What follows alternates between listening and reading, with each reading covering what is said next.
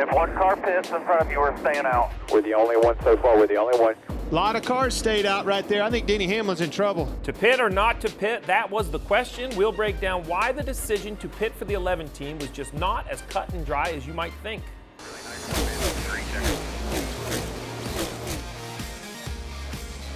Welcome to a new episode of NASCAR Inside the Race presented by Consumer Cellular. William Byron wins his third race of 2024. Hendrick Motorsports 1-2-3 finish on their 40th anniversary. What'd you make of the race and Hendrick's really dominating performance? Yeah, it was quite a weekend for Hendrick Motorsports, and really to see the 1,500 employees and family members that they brought along with it, to see that. Kyle Larson early was really strong. I thought Chase Elliott, I thought he was going to come out with a win. He drove his way forward, but they were all very, very good. Interesting weekend. You and I talked last week about the fact that the racetrack would not take rubber. It did. Yeah, no, the track definitely darkened up. The rubber went down. So we were wrong on that. One thing we weren't wrong on, though, is the style of race it was going to be. It was that running game race. It was inch by inch, position by position.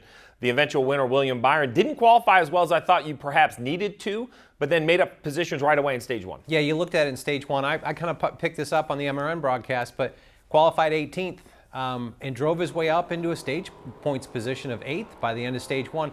Impressive drive. And it wasn't all done on like 1 to 10. He did it actually midway through the stage one. Really could see that car be able to go where he needed to go to make passes. Each week we talk about how the race was won. Sometimes it's more about how the race was lost. I'm going to give credit to the race winner this time. Was kind of off the radar, really into the final stage. And if we take a look real quick, we're on board now with William Byron. This is lap basically 297. He's coming to pit road. The reason I want to start here is he's in 5th.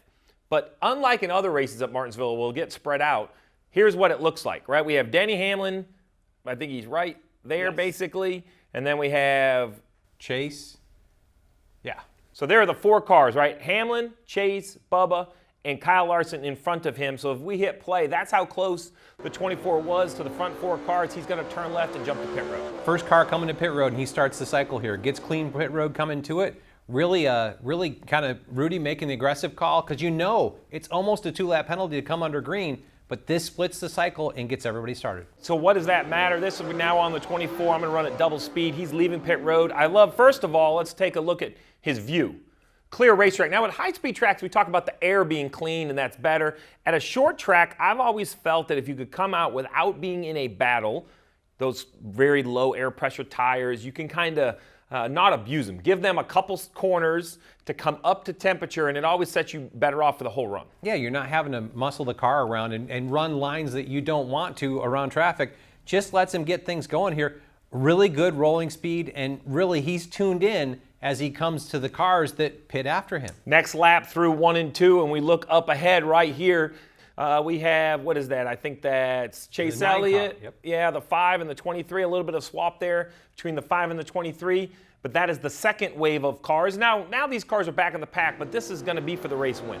Now, if we stay on board with William Byron, those blend. He still has a little clear track. I'll speed it up. Next time around, now the 11 of Denny Hamlin's on pit road while we are on the racetrack. As we go through 1 and 2, we're going to look ahead. And right here, this is the 11 of Denny Hamlin, now rejoining. Why does this matter? So now I'm going to go back to a regular speed. Now we're stuck in traffic. We're on board with William Byron. Up ahead, you see Bubba Wallace. You can't really see the 9 car.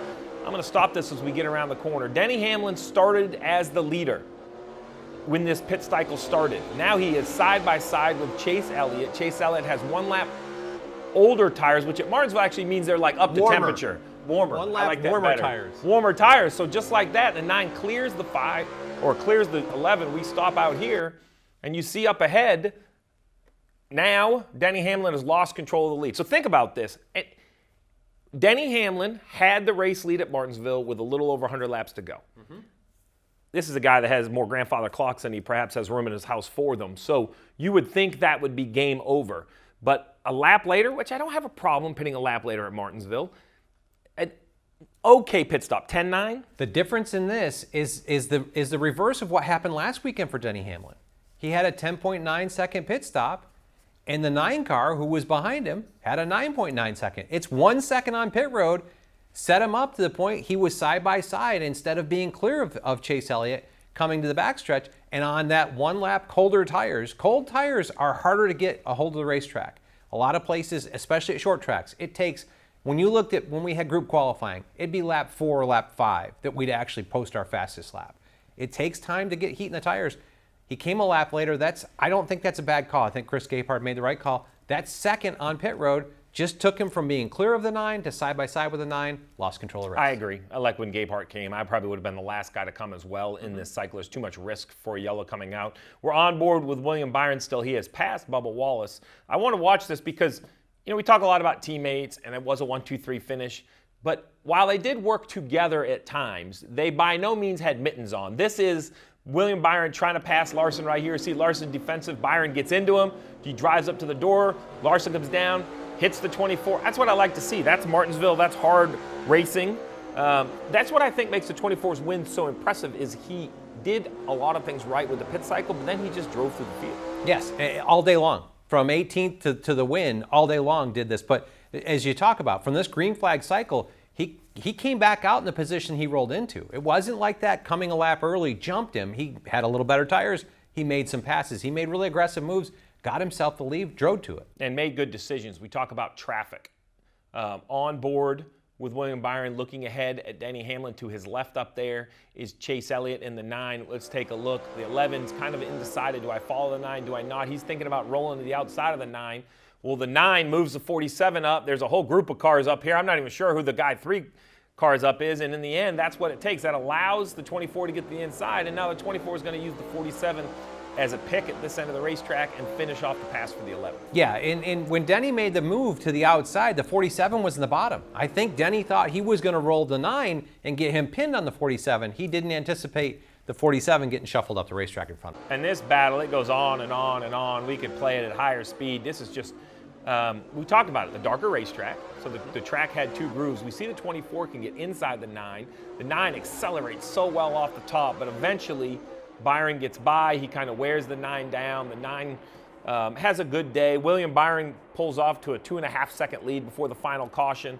Really a pretty clean green-white checker for the 24 to kind of pay off what he had already done. But to your point, they race hard, but you're going to race people respectfully when they're with your teammates. And to have a 1-2-3, actually owning 1-2-3 on the restart, knowing it's the 40th anniversary race, they were going to make sure a Hendrick car got to victory lane. Well, it was an easy decision, I think, for the Hendrick cars to stay on the racetrack, but a much tougher decision for everyone else in the field. We're going to talk about Denny Hamlin and how they made the decision to come to pit road next.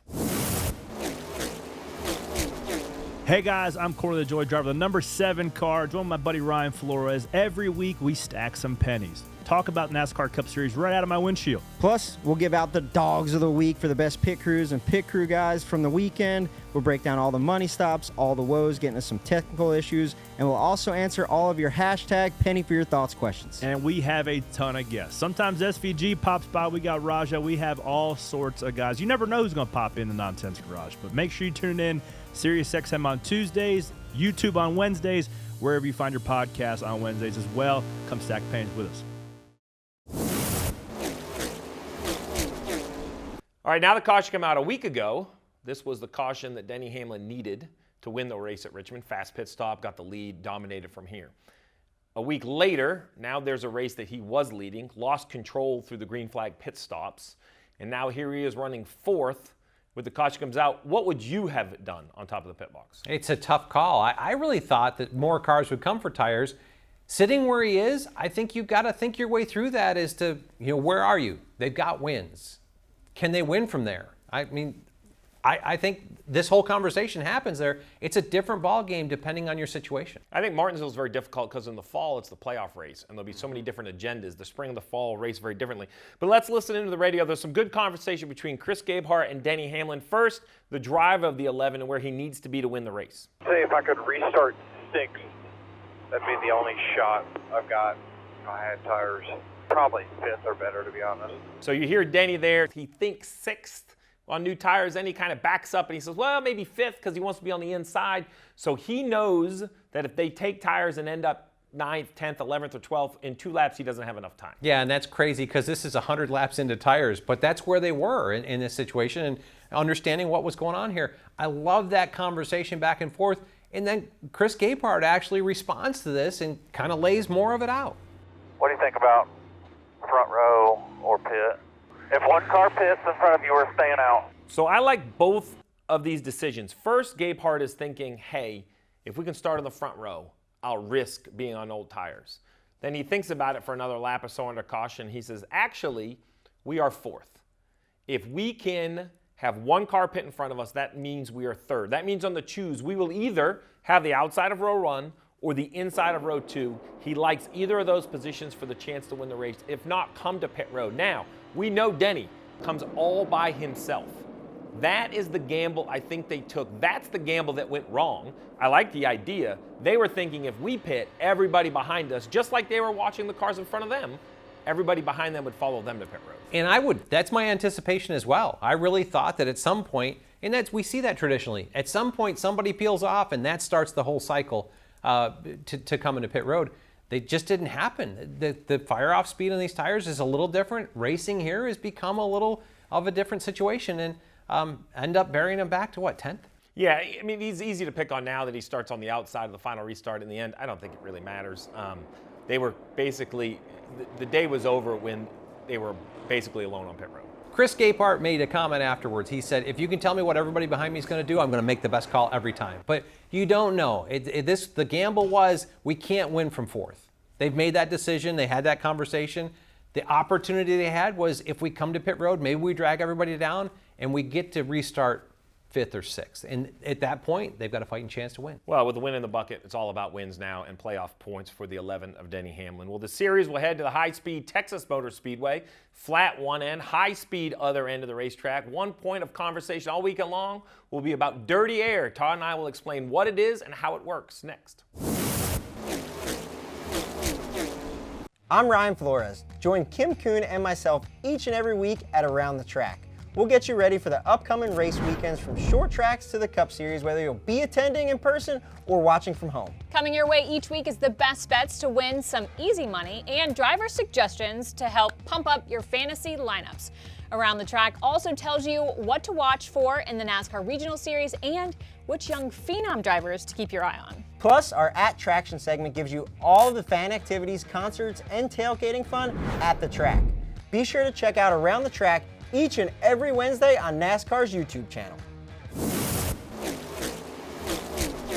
Back-to-back short tracks were fun, but now we head to the high-speed Texas Motor Speedway. Flat turns 1 and 2 or flatter. Yep. High speed 3 and 4, so you're never great at both ends of the racetrack. Compromise and traffic. Yes, one of these unique racetracks, and as it first came out, you'd try to run wide open through 3 and 4, so you drafted all the way from turn 2 to turn 1. But getting through 1 and 2 and being able to get through their wide open throttle to set up that run was impressive. Well, a term that's not new, but being used very creatively by drivers now, dirty air. So what is it? How does it work? Let's first talk about what is it. So we're going to look right here. This is CFD, which is basically computational fluid dynamics. It sounds real fancy. All this is 2 cars in a computer. The lines are the airflow. Yes. So this is the computer's modeling of what happens to the air. And the one thing I would stress here is that the more organized the lines are, the more efficient that air is to making downforce. So this, the lead car, the trail car happening behind it. The air is moving in this direction right here. It's going over this car, trying to get back to this car and down there. So picture those arrows. That's the direction of the air. So if you see right here at the front, right, so if you clear that, you mentioned the organized air. This right here, these solid lines, those are like solid air hitting that front car. And then we'll see how turbulent it gets behind for the second car. Yeah, definitely all of this motion in here, that's air that's not able to work for you. When you need the air to come to the surface, become attached to the surface, and actually work with that surface, it's disturbed. It's kind of like the air that you feel if you've pulled up behind a semi-truck on the interstate. If you get really close to them, the car starts buffing around because that air is moving all over the place. A good analysis, one of the guys talked about, you can kind of see this on a wet day. Right. After the rain, when the road's still wet and the tractor trailer goes and you see it kind of tumbling behind the tractor trailer, that is the air. And when you talk about details, I thought this was pretty cool. What you're seeing right there, you say, well, how does the air well, remember, the air comes in the nose, through the cooling system, and it vents through the hood. So this model takes all of that into account, kind of everywhere the air is going. Yes, yeah, and so as you look at it, the lead car has a great, just stagnant air, can work all the way through. the car that falls behind it, especially when it's a couple car lengths back, it's all disturbed air that it's trying to run in, and it's fairly straight behind the car, maybe getting just slightly wider. So let's remind everybody, I'm going to draw on this. The front splitter, if you're looking at the nose of the car, it is flat, it has a step, and it comes down. This area right here is the most important part. It's trying to pull air in underneath the car. Why that matters is if we show right here, this air, as it kind of comes next to this car and it hits the left front corner of this car. For this car to be where he thinks he needs to be, he really wants to move a little bit to the left because that will force that air in that, I call it a scoop, but it's really underneath the nose of the car, down the floor pan, at a high speed rate, being compressed and over that rear diffuser, or technically under that rear diffuser, sucking that car to the racetrack. That is the key to downforce on the next gen car. Yes, and the faster that air goes down the car, the lower pressure it is. So that's leading to that diffuser. That diffuser makes 80% of the downforce of this car. So you've got to get air into that tunnel in the splitter and get it down there to the diffuser. So now let's put dirty air basically into test. This is what it looks like. William Byron, this is Texas in the fall. William Byron leads, Bubba Wallace second. So as I play this forward, you're going to see that the 24 turns into the racetrack. Looks like he's going to go to the bottom, right? Everyone thinks, including Bubba Wallace, that, Byron is trying to go to the bottom of the racetrack, and that's going to mean Bubba's going to try to run the top of the racetrack right here. So if we play it forward, though, I believe on purpose, William Byron is using that dirty air. He sees where Bubba is offset to the right. So as we play this forward right here, it looks to me like William Byron opens the wheel, goes up the racetrack, and as he does it, the 23 loses speed, car wiggles, loses downforce, and look at the one at Chastain, easily goes by. That is dirty air in the nutshell. Now, if we play this from the in-car from Bubba, you can really listen to this and hear where Bubba can't go back to the gas when the nose takes off, when he gets in that wake. Yeah, so listen in. Wide open down the front stretch, entering turn one.